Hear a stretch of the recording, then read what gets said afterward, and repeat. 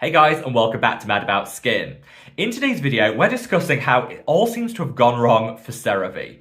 Now, CeraVe used to be the golden child in the skincare industry, and I believe at one point the fastest growing skincare brand on planet Earth. However, that didn't last for long, because more recently things have taken a bit of a shift, and not necessarily in CeraVe's favour. This was confirmed when the owner of CeraVe, the L'Oreal Group, published their quarterly report. This report showed a significant and sustained reduction in sales of the CeraVe brand, and this, coupled with increasing talk around boycotts, negative reviews emerging online, and L'Oreal Group confirming that they're going to be directing most of their support to their other brands such as roche-posay at the expense of CeraVe, really leads to the question, what went wrong? Well, this is going to be the start of a new series that we're running here on the channel, where we do a bit of a deep dive into some of the bigger, well-known skincare brands, talk about the trials, the tribulations, and everything too. So sit back, relax, let's talk what went wrong with CeraVe. Now, before we get into today's video, I want to hear from you guys, the viewers of Mad About Skin. Are you Team CeraVe? If you are, leave the heart emoji in the comments section below and share with me your thoughts, feelings, and opinions on the brand itself. If you're someone that either has never used CeraVe or you no longer use them, you've moved away from them, let me know by leaving the cross emoji. And again, share those experiences so we can really get that conversation going. I know there's a lot of people out there, particularly those that have watched the channel for some time, that'll say, well, you never liked CeraVe. So maybe this is just an opportunity to crow over the decline of a brand that I never particularly liked. Honestly, that's not what it's about. I actually wanted to start this series doing a deep dive into brands with CeraVe because I think a lot of the reasons why people are hating on them at the moment aren't necessarily the pressing issues with the brand that I would call out. I think some of it is misinformation I want to correct, and I really want to give CeraVe a fair hearing because after all, my purpose here on the channel is to help you guys to make the right decisions when it comes to your own skincare routine. And I always think there's a for and against with any brand, as there is everything in life, and hopefully that's what we're going to do today. But I would love to hear what your thoughts are on CeraVe, so take part in that poll in the comments section below. Now, we've got a lot to cover, so let's cut that waffle and delve straight on in. So I think first and foremost, let's start with the road travelled so far. CeraVe, a little history, a brief overview for those of you that might not be fully up to speed. So CeraVe is a brand which really prides themselves on gentle yet effective skincare. They make a big thing about being backed by dermatologists and having their formulas dermatologist approved.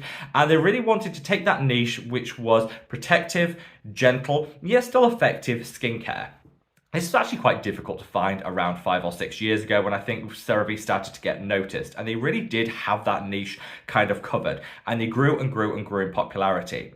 Lots of trends came into the skincare industry that really fit with the CeraVe niche, such as being fragrance-free, super gentle, and the love of ceramides. Now, ceramides are a key factor in all of the CeraVe range, and around the time they started to get really popular, ceramides exploded in popularity, and so it kind of made sense. As consumers, we wanted our ceramide fix, and the best brand to get that with at the time was CeraVe. Now, of course, things have moved on. They've launched a plethora of new products, and I think people's understanding of skincare has shifted, and the reason that people were buying it in the first place maybe isn't there anymore. We're going to come on to that a little bit later in the video.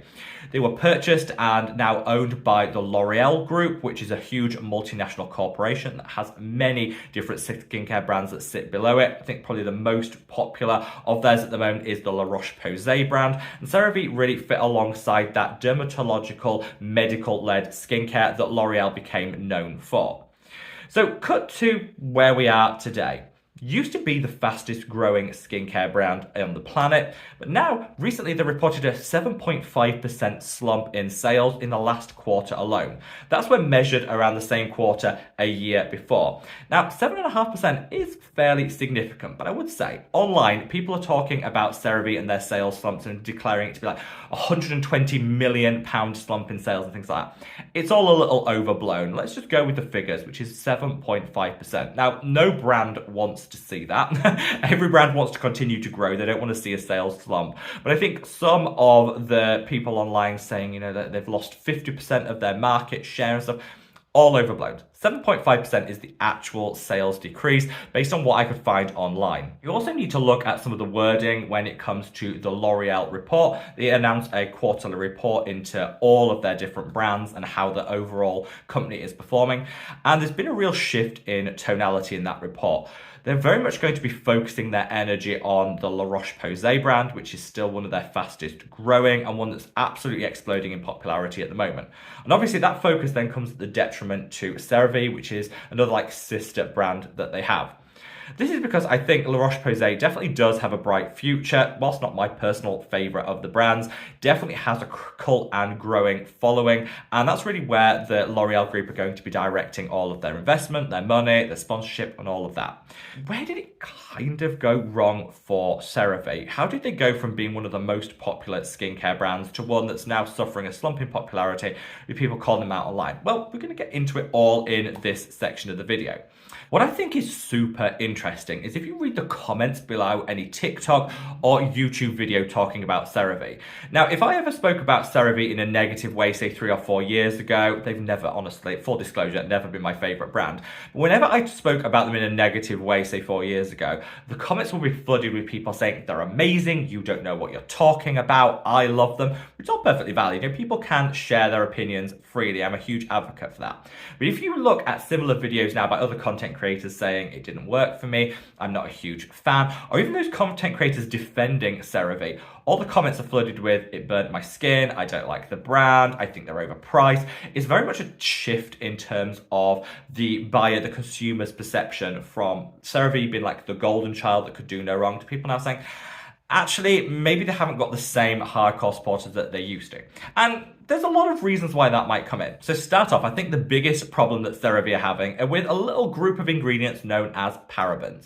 Now, parabens have been used in skincare for years, and studies into them have shown them to be perfectly safe in the concentrations that they're actually used in skincare preparations. However, online, there is a huge backlash against the use of parabens, with people calling them out for being hormone disruptors, potentially toxic. That's a term you hear bandied around a lot when used on the skin, and people are really actively avoiding parabens in skincare. Now, I personally don't buy into that narrative. I have no issue with parabens whatsoever, but that's a narrative that's very much taken hold, and CeraVe used parabens in just about all of their skincare products. However, if you actually look now, they did a whole suite of different reformulations, removed parabens, and actually now use a preservative called phenoxyethanol in most of their skincare products. But they didn't really advertise that. And so a lot of people are talking about parabens, looking to avoid them. They're looking at old ingredients lists where CeraVe did use them, without actually realizing that CeraVe really don't use parabens a whole lot in their skincare line now. So whilst I don't have an issue with parabens, I think the idea of calling CeraVe out for using them isn't actually factually accurate, because in most markets they no longer do. So whilst this whole discussion around parabens might have been the #1 reason for this decline in CeraVe sales and why people are switching away from the brand, there's lots of other things going on that I actually think in the long term are going to do a lot more harm for the brand. #1 is the trend in ingredients shifting in a less than positive direction for CeraVe. They were always known for being like the promoters of ceramides in skincare, and also really heavily promoted the use of niacinamide. Now, both niacinamide and ceramides were hugely popular, trending ingredients, say 5 years ago. Less so now. I still absolutely love ceramides. I use them daily in my skincare routine, but we have so much choice. So many brands now offer ceramides just as standard. It's no longer like a unique selling point, which CeraVe had, say, 5 years ago. Niacinamide, I personally avoid because my skin just doesn't do well with it. And I think a lot of other people out there are realizing that too much niacinamide might actually not be a good thing when it comes to our skin.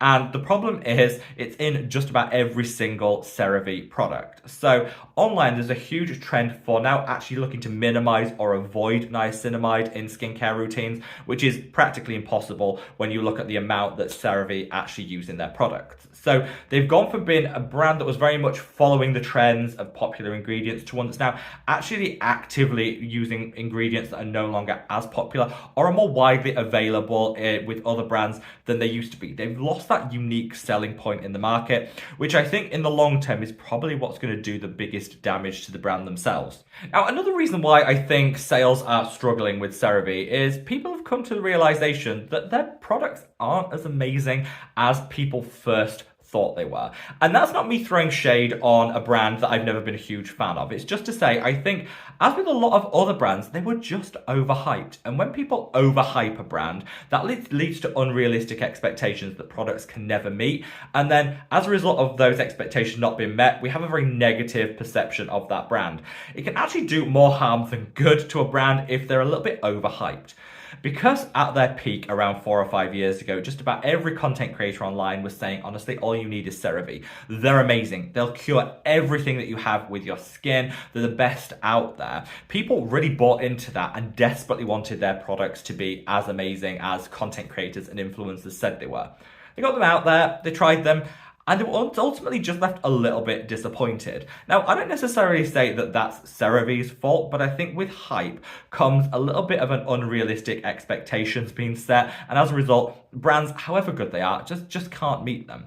CeraVe formulations are fairly basic. They don't have any groundbreaking technology or anything built into it. It is just formulas based on ceramides, fairly common emollients and hydrators, usually a lot of niacinamide, and that's pretty much it. You might find their vitamin C serum, obviously has vitamin C in it. Their retinol will have retinol in it, but there's nothing great and groundbreaking here. So I think hyping expectations ultimately led people to take a second look at the brand and think, well, I didn't get those experiences.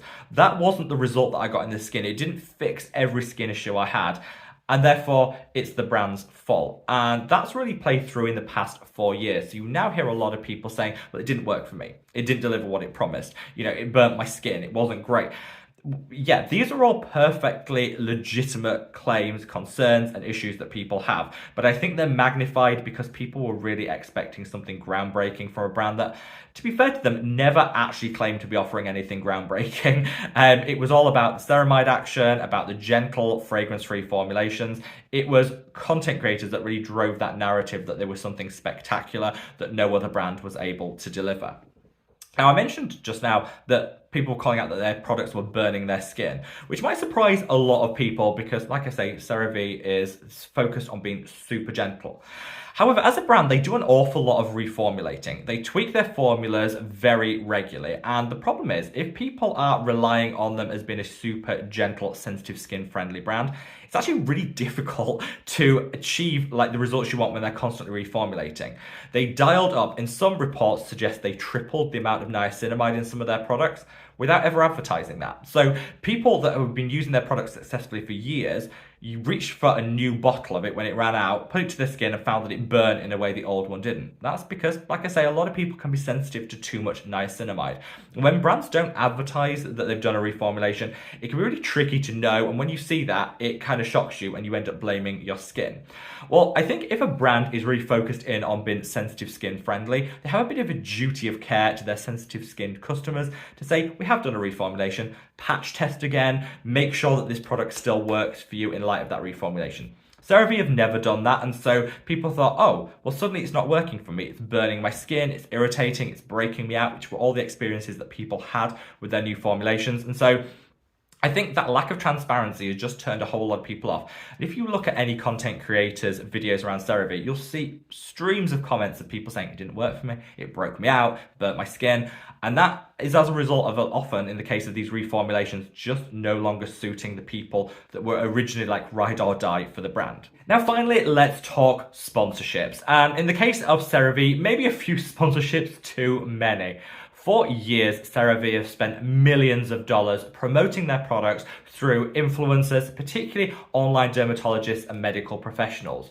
5 years ago, this really worked and drove a lot of the brand's growth. However, today, I think we're, as consumers, a little bit more skeptical and critical of sponsored content. Now, I don't do sponsorships or paid partnerships here on the channel because I feel by turning down that coin, it just helps me to retain my independence. But there is no shade on those content creators which do sponsorships. I still think their views are valid and I still think they're speaking from the heart. However, I think as consumers, we now see a paid partnership or a sponsorship in the way that we would see an ad at the supermarket or grocery store. Doesn't mean that it's factually inaccurate, but maybe we have a little bit more skepticism than we used to.